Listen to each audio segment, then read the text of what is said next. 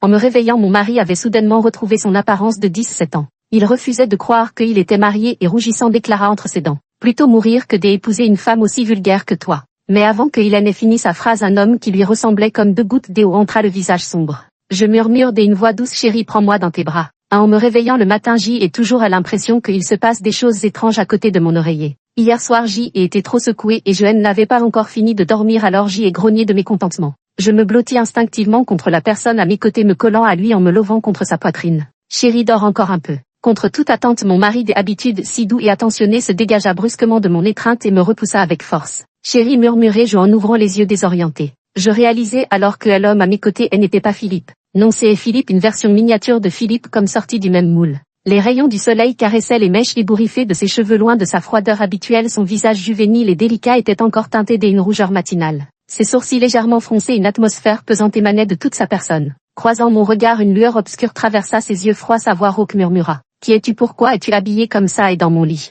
Je ne dis rien et me frotte les yeux encore endormis. Est-ce que je rêve? Le Philippe devant moi a rajeuni dès au moins 10 ans. On dirait un lycéen qui n'a encore rien vu du monde. Je me suis enveloppé plus étroitement dans la couverture contre ma poitrine et me suis approché de lui avec curiosité pour l'examiner. Chérie, on dirait que tu as rajeuni. En entendant mon appellation, ses longs cils ont tremblé légèrement, il a serré les lèvres et s'est éloigné de mon contact comme s'il craignait d'être contaminé par un virus. Puis il m'a regardé avec ce qu'on pourrait qualifier d'un regard glacial avant de dire: ne me parle pas sur ce ton dégoûtant, je ne suis pas ton mari. Quelque chose ne tourne pas rond chez lui. Je me redressai péniblement, le corps encore faible, et tendis instinctivement les bras comme à mon habitude pour quémander un câlin. Le t-shirt trop large glissa directement de mon épaule, dévoilant une partie de ma peau laiteuse. Bien que j'y ai déjà assisté à des innombrables scènes similaires, Philippe réagit comme si c'était la première fois, sursautant comme électrocuté avant de se cogner violemment contre le mur dans un léger bâme. Le bout de ses oreilles devint instantanément écarlate, mais son regard restait obstinément rivé sur moi. Son visage demeurait glacial, mais ses yeux trahissaient clairement un mélange de panique et de timidité ainsi qu'une lueur de curiosité dont il n'avait même pas conscience, si différent de l'homme mature et posé dont je gardais le souvenir. Scandaleux, éloigne-toi de moi.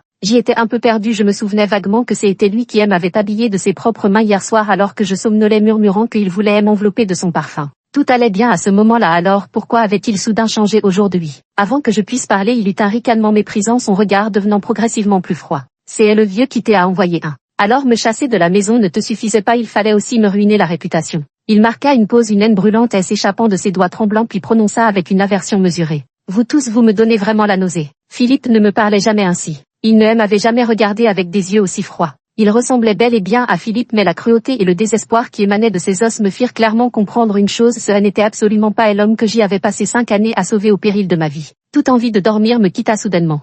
Ma mission en arrivant dans ce monde était de sauver le méchant Philippe. Dans le livre original, il était le méchant le plus vicieux et le plus sombre. Ayant subi des maltraitances familiales depuis son enfance, il avait développé une personnalité extrêmement déformée. À l'âge adulte, pour diverses raisons, il sombrait dans la noirceur. Non seulement il kidnappait et séquestrait l'héroïne, mais il détruisait aussi la carrière du héros en organisant un accident de voiture qui le laissait handicapé. Et moi, j'y étais sa fiancée issue d'une famille riche, contrainte de l'épouser. Le système m'a chargé de lui apprendre ce qu'est l'amour pour l'empêcher de sombrer dans l'obscurité. Mais je ne sais que faire des caprices, dépenser de l'argent et jouer les mignonnes. Depuis que je suis arrivée dans ce monde, je passe mes journées à l'appeler mon mari et à le suivre partout comme son ombre. Nous étions fiancés depuis l'enfance, il était donc normal que je l'appelle mon mari. Mais il réagissait toujours avec excès, comme s'il ne pouvait le supporter, et me couvrait la bouche. Ne m'appelle pas comme ça. Dis-moi directement ce que tu veux. Je cligne des yeux et change astucieusement de discours. Frère Philippe, je veux acheter un sac. Il me tend sans hésiter une carte secondaire avec une expression manifestement agacée. Ne te montre plus jamais devant moi, je n'aime pas les femmes matérialistes comme toi.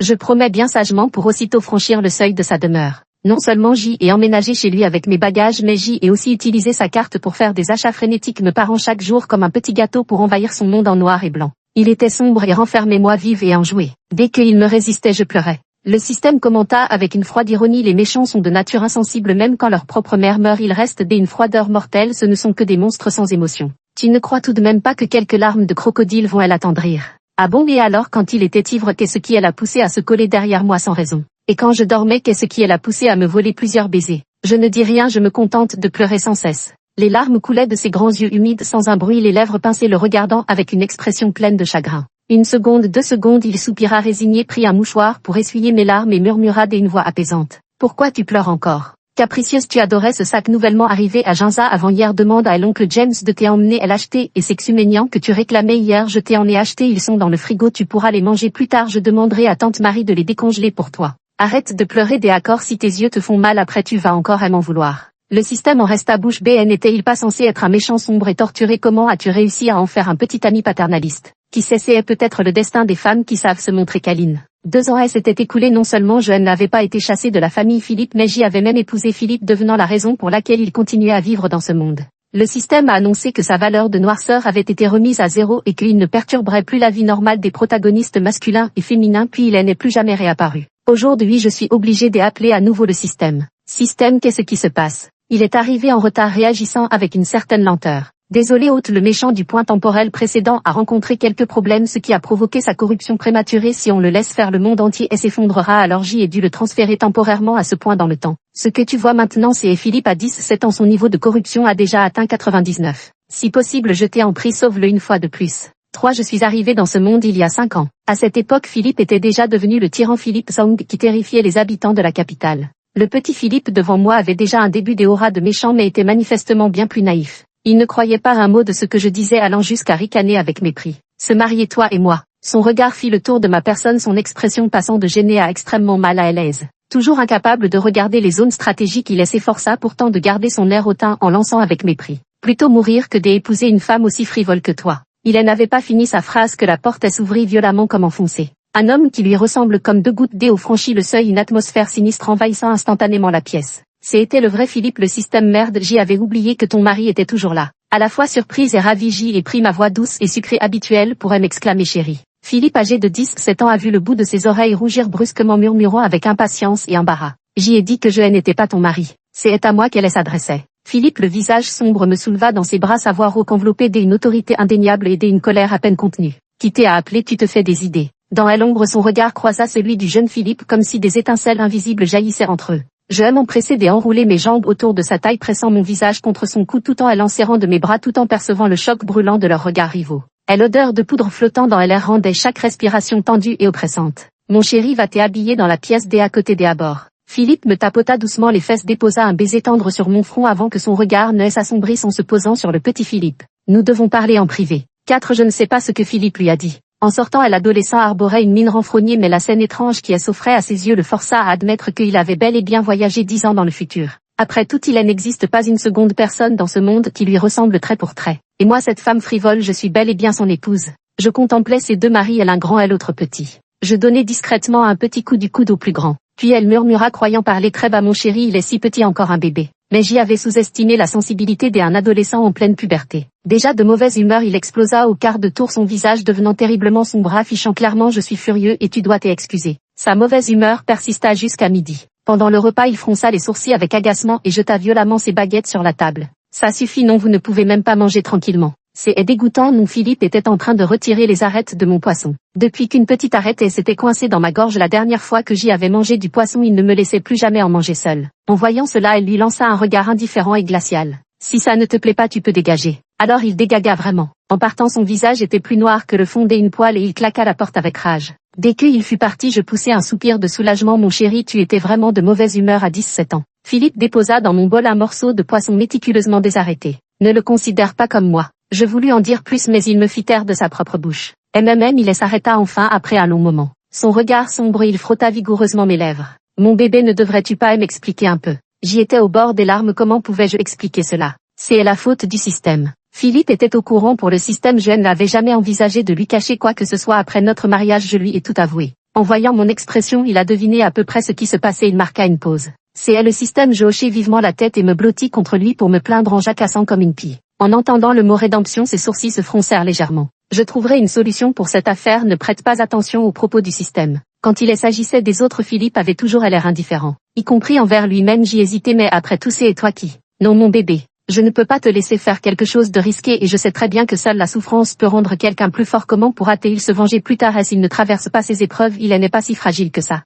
Je pars bientôt en voyage d'affaires à l'étranger pour au moins un mois. Pendant ce temps, tu dois avant tout assurer ta propre sécurité, tu peux me le promettre. Je hochai la tête, ce qui sembla satisfaire Philippe. Il glissa sa main sous mes vêtements, sentant mon petit ventre légèrement rebondi, puis me souleva dans ses bras pour m'emporter vers la chambre. Je lui entourai le cou de mes bras, tentant de sauver la situation. Mais chérie, il a l'air si malheureux. Son regard s'assombrit tandis qu'il penchait la tête pour mordre mon épaule. Je suis encore plus à plaindre que lui. Si tu ne me crois pas, touche-moi. Moi, je savais bien que ce type avait de mauvaises intentions. Qu'il s'agisse de rouge ou de noir, tout finit en jaune. Philippe, ce n'était que hier. Je saisis brusquement ses cheveux, la voix haletante. Ne mord pas, un rire léger comme s'il était redevenu le méchant au tempérament exécrable des autrefois. Il releva lentement la tête, sa voix nonchalante teintait d'une certaine raucité avec une note traînante qui faisait frémir le cœur. Pourquoi toujours parler de lui si est la punition pour les bébés désobéissants? Je ne savais plus si je devais rire ou pleurer, comment quelqu'un pouvait y être jaloux de lui-même. 5 à mon réveil, Philippe était déjà parti. Le système me précède et accomplir ma mission. Dépêche-toi, profite que ton mari soit absent pour séduire ce petit mari.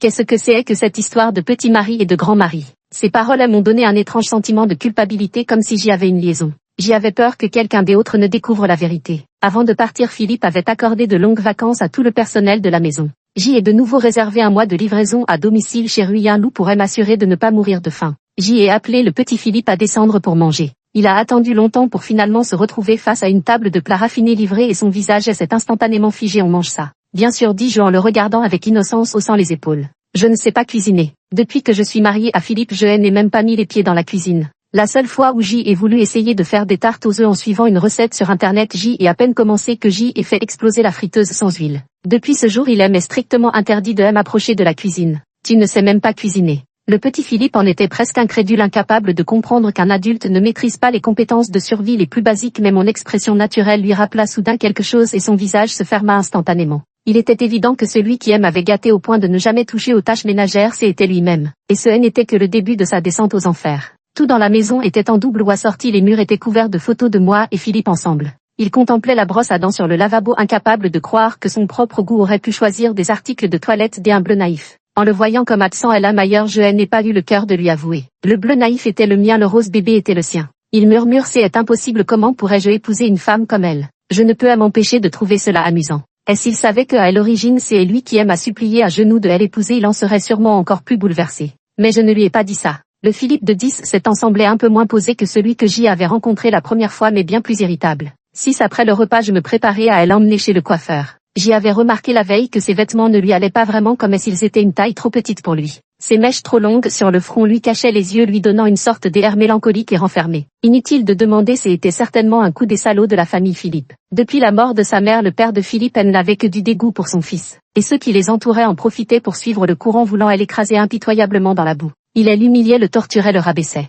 Les blessures du passé ont déformé son cœur, faisant de la vengeance sa seule obsession. À l'idée qu'il ait tant souffert avant de me rencontrer, je sentis une boule me serrer la gorge. Le système murmura d'un ton mystérieux, tu ne comprends pas, c'est la coupe différentielle brisée que tous les jeunes adorent. Je l'observais attentivement, coupe différentielle brisée, on dirait plutôt un couvercle de wok, ma foi. La beauté de mon mari, c'est moi qui la protège. Arrivé au salon de coiffure, 10 stylistes alignés en 2 rangées accueillant en parfaite synchronisation à l'entrée. Mon coiffeur attitré Kevin m'accueille avec enthousiasme. Mademoiselle Nathalie, quelle coiffure souhaitez-vous aujourd'hui? Ce n'est pas moi qui le fais, c'est lui. Je poussai fermement le petit Philippe pour l'asseoir sur le fauteuil roulant et fis claquer mes doigts. Faites-lui la coupe la plus tendance du moment, quelque chose de super stylé. Kevin fit un signe OK, mais avant même qu'il ne touche les cheveux du petit Philippe, celui-ci le repoussa sans ménagement. Il a été attiré dehors par mes mensonges et me regarde maintenant avec colère. Je ne me coupe pas les cheveux. J'y ai impitoyablement écarté ses mains et déclaré sans émotion. Il faut les couper, tu veux vivre comme un sauvage. Nathalie gronda et il entre ses dents serrées, les yeux presque enflammés de colère. Ne crois pas que tu sois ma vieille. Conscient des regards curieux alentour, il avala le mot qui lui brûlait les lèvres et grogna sourdement. De toute façon, je n'ai pas besoin de toi.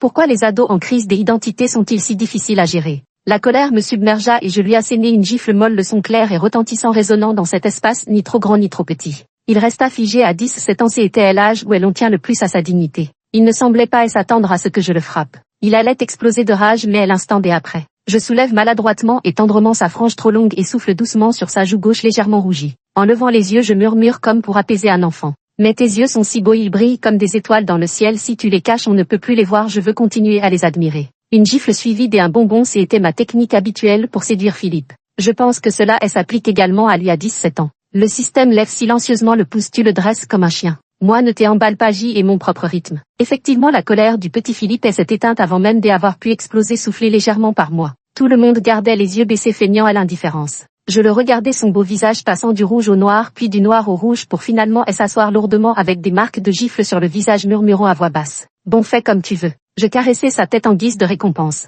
Il évitait obstinément mon regard. Pourtant le miroir reflétait clairement ses cils tremblants qui battaient nerveusement et ses mains serrées qui se relâchèrent soudain. Mon cœur s'attendrit, c'est avec l'expérience acquise en lui coupant les cheveux, elle emmenait faire du shopping devint beaucoup plus simple. Je me chargeais des achats tandis qu'il jouait le rôle de mon porteur de sac. Bientôt il était couvert de sacs de shopping de toute taille ressemblant de loin à un arbre de Noël ambulant. À mi-chemin de nos emplettes il a fait grève. Pourquoi c'est à moi qui dois tout porter? J'y arrête. Je le regardais obstinément planté sur place et soudain je me suis senti submergé par ce sentiment d'impuissance qu'éprouve un parent avec son enfant. Je poussai un soupir résigné et pris silencieusement la moitié des sacs de course. Mais à peine 5 minutes plus tard je lâchai prise avec un grimace de douleur. La paume de ma main d'une blancheur délicate était marquée d'une profonde strie rouge d'une évidence presque criarde. Alors que je m'apprêtais à serrer les dents pour les reprendre, il s'avança soudain à grandes enjambées et me saisit sans un mot tout ce que je portais. Je ne trouve pas mon chemin, passe devant. Dur en parole mais tendre en cœur, je ne l'ai pas démasqué et un léger sourire a effleuré mes lèvres lorsque j'y ai baissé la tête. Après tout, un enfant a besoin de sauver la face. Avec une nouvelle coupe de cheveux et une tenue élégante, j'y ai eu l'étrange impression que Philippe était de retour.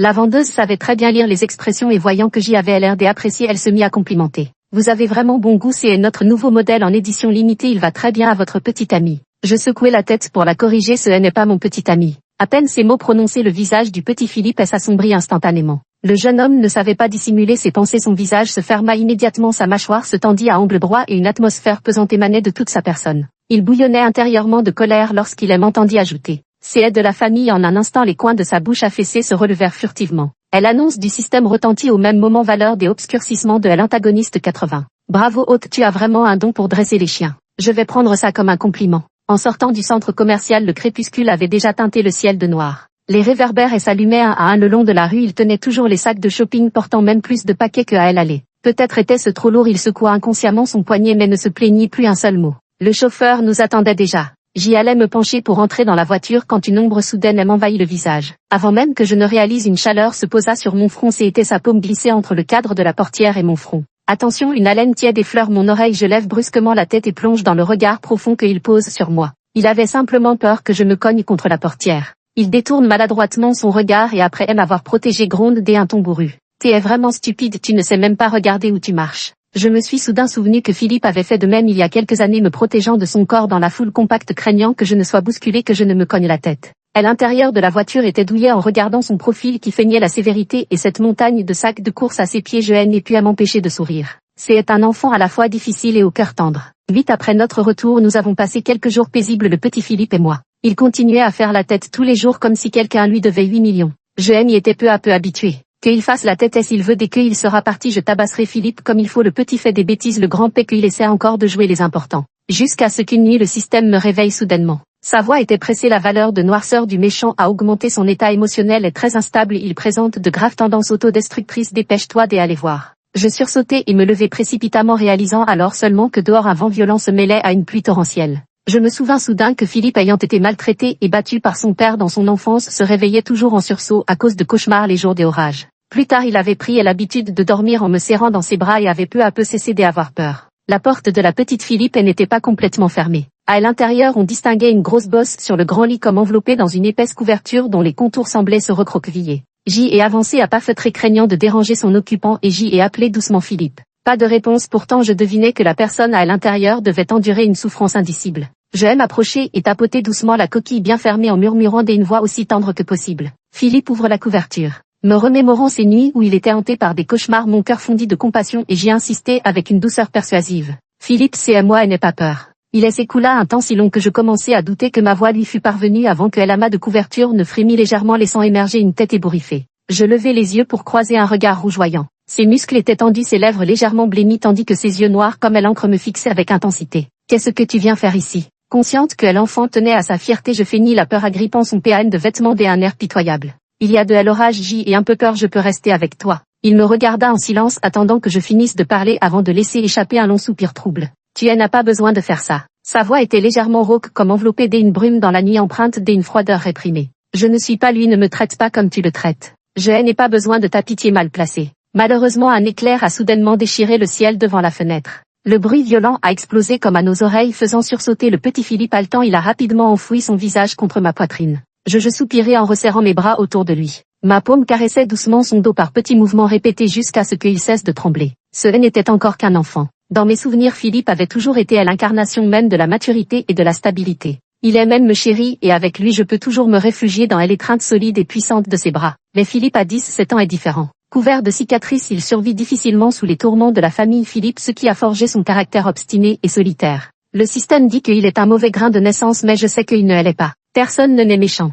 Il est froid parce que son cœur a été piétiné sans pitié après s'être ouvert. Il est colérique et irritable parce que ceux qui l'entourent sont comme des loups et des tigres aux mauvaises intentions et l'obligeant à se méfier de chacun. Il est têtu parce qu'il n'a jamais pu compter que sur lui-même. Tant des années ça a dû être très dur pour toi. À la lueur d'un faible rayon de lune je distinguais la souffrance sur son visage. Ses yeux étaient embués et c'était la douleur de croissance qui venait avec 17 ans de retard. Une douleur intense et diffuse remontait du fond de son cœur à la surface. Je baisse la tête et dis soudain, un bisou ça peut te consoler. Le petit Philippe est stupéfait avant qu'il ne réalise je m'approche et lui plante un gros baiser mouillé sur la joue. Puis je prends son visage entre mes mains et lui dis sérieusement, ne t'enferme pas dans cette cage de souffrance tu n'es plus cet enfant maltraité tu es la bien vue non ton futur est radieux. Je serre sa main en le regardant avec intensité. Tu es la personne la plus importante de ma vie que tu aies 17 ou 27 ans je t'aimerai toujours. Alors arrête de pleurer sinon mon cœur se serre. Contre toute attente il resta un instant interdit sans crier comme avant pour me chasser avec colère. Au lieu de cela il tira silencieusement la couverture sur son visage ne laissant dépasser que ses yeux humides baissés et murmura du bout du nez je ne pleure pas.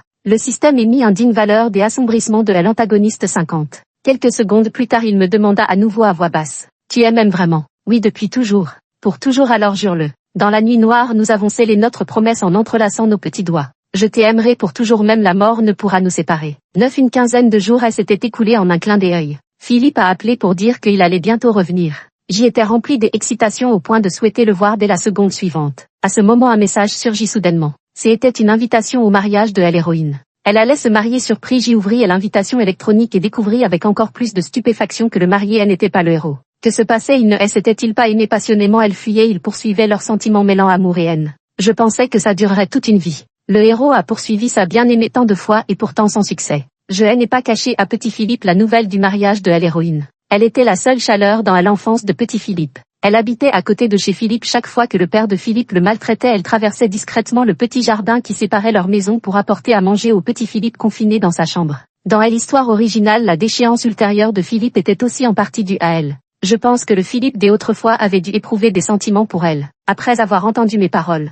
le visage du petit Philippe laissa transparaître un instant de confusion avant qu'il ne reprenne rapidement ses esprits fixant à l'invitation. Je veux y aller je le réconfortai en lui caressant les cheveux.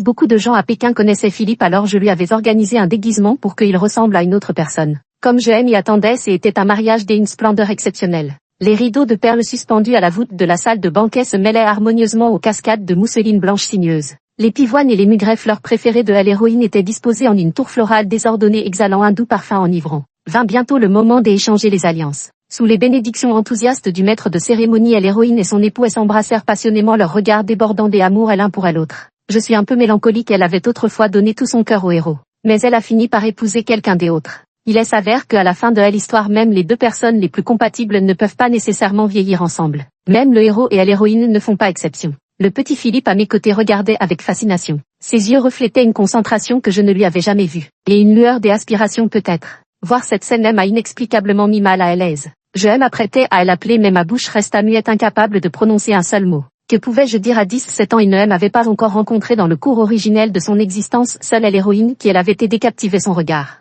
Si le système ne l'avait pas amené dans ce monde à ses yeux je ne serais probablement qu'une parfaite inconnue. Je restais absorbé dans ses pensées. Des pétales de rose soudainement tombèrent en pluie au-dessus de nos têtes flottant doucement avant de se disperser sur les épaules de chaque invité. J'y ouvris les mains pour en attraper un. Il saisit brusquement la coupe à pied sur la table y trempa les lèvres puis se tourna de côté le regard scintillant. C'était comme ça aussi quand nous nous sommes mariés. Quoi je suis un peu stupéfaite ne m'attendant pas à ce qu'il me pose une telle question. Alors il répète une nouvelle fois toi et moi et ce que notre mariage était aussi grandiose. La flamme des bougies sur la table danse gracieusement. Parmi les toasts et les trinquages les verres en cristal s'entrechoquent avec un son clair tandis que des confettis et des pétales volent dans les airs sous les lumières plongeant tout l'espace dans une douceur et une joie enivrante. J'y ai réfléchi sérieusement et me suis souvenu de notre mariage cette année-là un sourire heureux m'échappant malgré moi. Plus grand que ça. J'y ai dit au début je voulais un mariage en voyage mais tu n'étais pas d'accord tu as dit qu'après avoir enfin réussi à m'épouser tu voulais que le monde entier sache à quel point tu étais heureux c'est toi qui m'a dit je t'aime qui m'a prise des mains de mon père qui m'a passé la bague au doigt tu n'as jamais dit un mot malgré toutes les épreuves passées mais c'est la seule fois où tu as versé des larmes parce que j'y ai dit oui. Le jeune homme pinça légèrement ses lèvres minces puis relâcha brusquement la tension de son dos après avoir entendu mes paroles.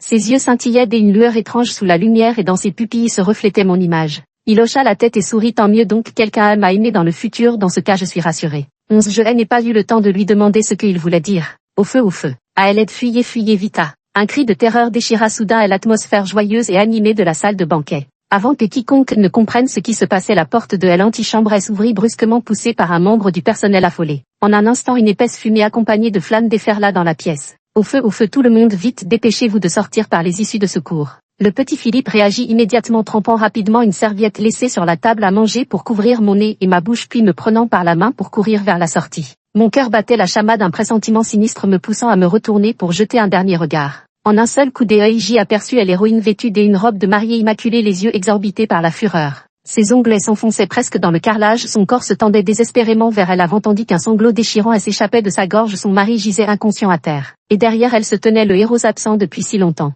Mes pupilles se rétrécirent d'un coup. Que faisait-il ici? Tel une liane imprégnée de venin, il ne cherchait pas à fuir, au contraire il enlaça fermement la taille de l'héroïne par derrière, un sourire de satisfaction aux lèvres. Le sourire se tord dans la lueur des flammes, il entraîne l'héroïne en enfer. Si tu refuses de m'épouser, alors mourons ensemble. Mon souffle se bloque incrédule. Il est fou, c'est lui le vrai démoniaque. Des cris et des pleurs s'élèvent de toutes parts. Les lumières vacillent brisées en mille éclats sur le sol. Dans l'épaisse fumée, le petit Philippe me tient la main et se fraye un chemin vers la sortie de secours. Serre bien ma main. Quelqu'un se précipita vers nous dans la panique et il me protégea immédiatement en se plaçant devant moi, utilisant son dos pour résister aux bousculades. La sueur froide sur sa tempe coulait le long de ses traits anguleux, mais il ne lâcha pas ma main, la serrant fermement. J'y appelai frénétiquement le système, mais aucune réponse ne vint. Des habitudes, il ne cessait de me harceler pour accomplir les missions, mais maintenant il était silencieux comme la mort, aucune réaction malgré mes cris désespérés. Les flammes embrasaient le couloir d'une lueur rougeâtre et l'odeur de brûlé était si âcre qu'elle nous empêchait d'ouvrir les yeux. Un morceau de pierre tomba soudainement, faillit nous atteindre. Le cœur battant la chamade, je saisis la main du petit Philippe et courus frénétiquement vers elle avant et n'osant m'arrêter un seul instant.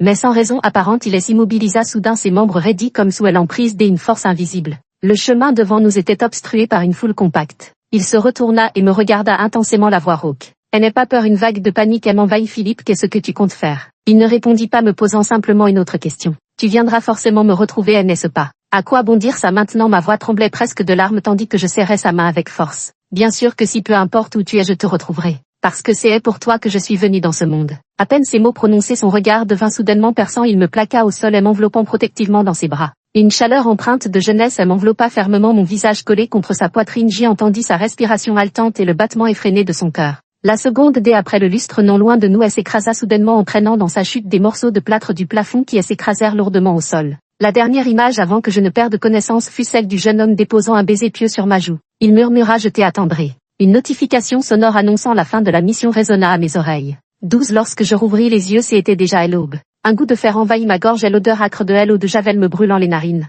Peu à peu ma conscience revint, j'y ouvris péniblement les paupières, les halos lumineux des néons blancs au plafond m'éblouissant. Ne bouge pas, son doigt effleura doucement mon front, la légère rugosité de sa pulpe me fit frissonner de la tête aux pieds. Philippe était agenouillé au bord du lit, sa cravate pendait de travers autour de son cou, les mèches habituellement si bien coiffées étaient maintenant collées par la transpiration et toute son élégance habituelle semblait l'avoir quitté. J'y étais encore un peu étourdi et demandai avec une pointe d'incertitude dans la voix: chérie, tu es rentrée? Ses mains qui enveloppaient les miennes se resserrèrent brusquement, ses articulations blanchissant sous l'effort. Le médecin a dit que tu avais une légère commotion cérébrale, mais heureusement ce ne sont que des blessures superficielles. Je levai la main voulant effleurer son front plissé, mais il immobilisa mon poignet. Je n'eus d'autre choix que de recourir à ma tactique habituelle, faire la mijaurée. Chérie, j'y ai soif. Son dos vacillait légèrement tandis qu'il se retournait pour verser de l'eau, le verre cognant contre le plateau avec un tintement cristallin. Quand il fit face à nouveau, ses longs cils étaient inexplicablement perlés de larmes. Je fus prise de panique après tant d'années de mariage, jamais je ne l'avais vu dans cet état. Philippe, mon bébé, je ne suis parti que 15 jours en voyage d'affaires et te voilà blessé à l'hôpital. Il prit une profonde inspiration et s'efforçant de contenir les émotions sombres qui bouillonnaient en lui, sa pomme d'Adam roulant violemment. S'il ne t'avait pas si bien protégé, j'y aurais failli ne plus te revoir, bébé. Qu'est-ce que j'y aurais fait si quelque chose t'était arrivé? En évoquant cette explosion, je repris soudainement mes esprits et saisis sa main avec inquiétude, la secouant d'avant en arrière. Et lui, avec une explosion si puissante, il m'a protégé dans ses bras. Il doit être blessé, non, je dois aller le voir. Dans quelle chambre est-il? Philippe ne dit rien, je réalisai soudain quelque chose et me tue.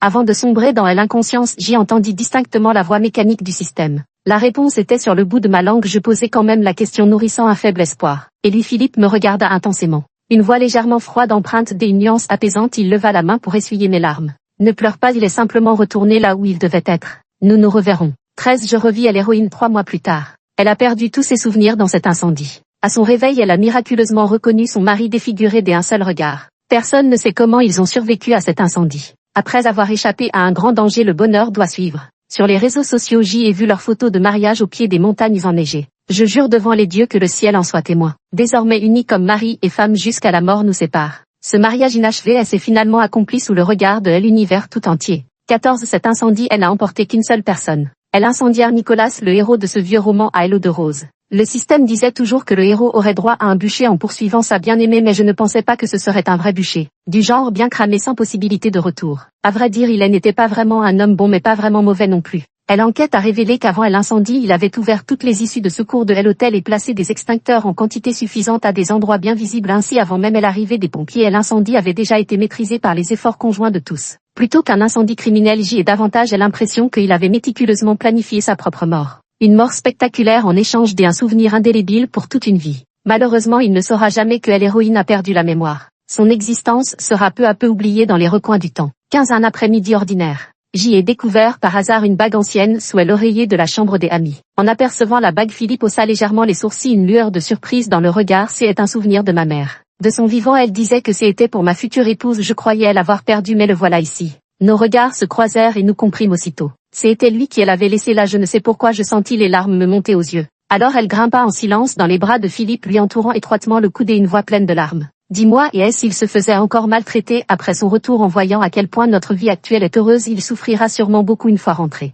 Philippe venait juste de sortir de la douche, dégageant une légère fragrance fraîche. Il resta des abords silencieux, sa pomme d'Adam bougeant imperceptiblement dans le calme. Puis ses longs doigts se sont approchés lentement, leur pulpe légèrement tiède effleurant avec une infinie délicatesse mes joues pour essuyer une à une ses larmes, murmurant d'une voix basse: non. Mon trésor, la raison pour laquelle je refusais d'admettre qu'il était moi, c'est que je ne supportais pas de voir ton regard se poser sur quelqu'un d'autre, même si cet autre était moi-même. Tout en parlant, son bras encerclant ma taille se resserra imperceptiblement comme pour me fondre dans sa chair et son sang. Je me connais trop bien, tu m'as sauvé une fois, tu pourras me sauver une deuxième, une troisième fois, alors je sais parfaitement qu'à partir du moment où il entrera en contact avec toi, il tombera irrémédiablement amoureux de toi. Après avoir goûté à l'amour, on ne peut plus s'en détacher si facilement. Il t'attendra toujours jusqu'à ce qu'il te trouve. À peine ces mots prononcés, les bras qui m'enlaçaient se resserrèrent encore. Philippe essuya mes larmes, un baiser à la fois, puis scella fermement mes lèvres avant que je ne puisse ouvrir la bouche pour sangloter. Je le regardais, mes larmes tremblant au bord de mes cils. Un rayon de soleil traversa la fenêtre, teintant ses cheveux dehors. Qui aurait cru que mon mari, toujours si doux et attentionné, se dégagea soudain de ma main et me repoussa violemment. Bien que je ne t'ai pas trouvé à mes 17 ans, à l'année de mes 22 ans dès ton apparition, j'y ai su que c'était toi qui venais me chercher. Merci d'être venu dans mon monde. Dans un évanouissement, les silhouettes du jeune homme et de l'homme adulte semblèrent se superposer devant mes yeux pour finalement fusionner en cet être réel qui se tenait désormais face à moi. Le temps a tourné en rond et voilà que son attachement pour moi n'a jamais changé. La lumière du soleil a peu à peu envahi la pièce et son sourire brillait dans les jeux des ombres et de lumière. L'histoire dans le livre était déjà terminée, alors que la nôtre ne faisait que commencer. Chaque jour qui suit est une nouvelle rencontre.